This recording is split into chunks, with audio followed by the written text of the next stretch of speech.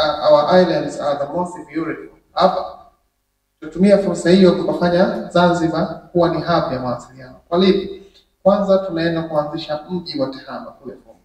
Tunamshukuru sana Mheshimiwa Rais wa Zanzibar na Mwenyekiti wa Baraza la Mapinduzi, tayari amepatia shirika la mawasiliano Zanzibar hekta 71 za ardhi kwa ajili ya kutengeneza mji wa TEHAMA.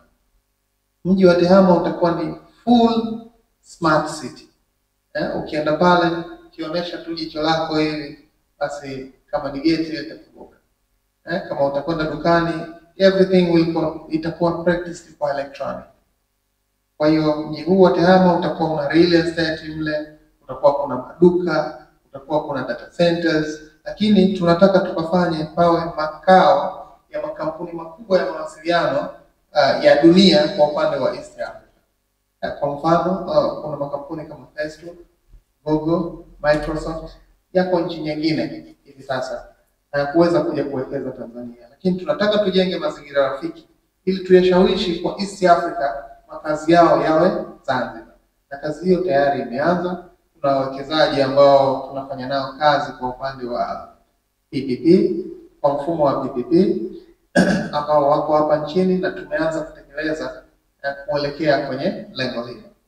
Kwa hiyo baada ya serikali ya awamu ya 8 kuingia madarakani ikaona changamoto hii iliyopo ambayo kwa kiasi kikubwa ilikuwa haiwezeshi utoaji wa matibabu wa kisasa. Tukaonelea sasa kwamba kila wilaya iwe na hospitali ya mkoa. Kwa hiyo zikajengwa hospitali 10 mpya za wilaya. Hivi tunavyozungumza tayari kwenye bajeti ya fedha mwaka wa fedha 2025-26 baadhi ya hospitali tayari zimeshaingiziwa, zimepangwa kujengwa kupitia fedha za miradi ya maendeleo za bajeti hiyo. Na hapa nazungumzia hospitali ya mkoa wa Kaskazini ambayo itajengwa Mahonda, na hospitali ya mkoa wa Kaskazini Pemba, yani Wete Hospital. Zote mbili tunategemea by mwaka huu ujenzi wake utaanza. Kazi iliyofanywa hapo katika kipindi cha miaka 4 kwenye sekta ya elimu ni kubwa sana. Hili ni swala kwa kweli la kushukuriwa sana Mheshimiwa Rais wa Zanzibar na Mwenyekiti wa Baraza la Mapinduzi kwa mkazo aliotoa kwenye sekta ya elimu. Jitihada kubwa imefanyika. Kama ulivyosema mwenyewe, ukitoka majengo unayaona mengi. Na sisi hatujengi jengo la skuli la elimu, tunajenga skuli. Hii ina maana kwa skuli iliyokamilika. Ukienda skuli ambayo tumefungua utakuta kuna kila kitu. Kuna furnitures zilizokamilika kwa madarasa yote.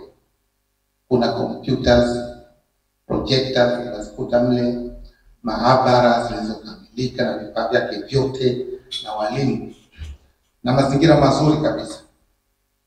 Target ya serikali ilikuwa ni changamoto kubwa tulikuwa ya msongamano mkubwa wa wanafunzi darasani, lakini skuli nyingi zilikuwa zinakwenda double shift, asubuhi na mchana. Kazi kubwa imefanyika katika kuhakikisha tunaiondoa hayo. Katika kipindi cha miaka 4 iliyopita na tulikiwa 5 sasa hivi, tumejenga jumla ya madarasa 4810 yamejengwa. Hii ni spidi kubwa sana. Kizama ile ilani ilikuwa inatuelekeza kujenga madarasa 1500. Ilani hii ambayo tumemaliza, ambayo 1000 ilikuwa ya msingi na 500 ilikuwa madarasa ya sekondari. Tumejenga madarasa 4800